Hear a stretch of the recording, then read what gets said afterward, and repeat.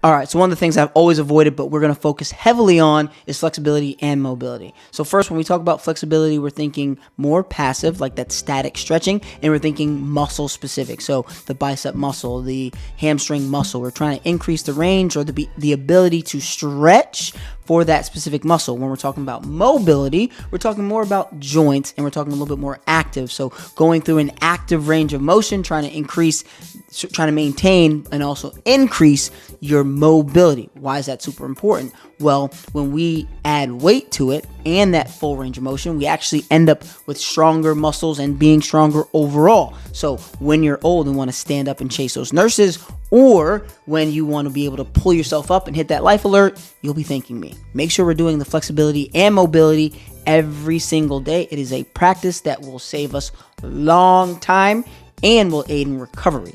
Make sure you do it. Go long and be well.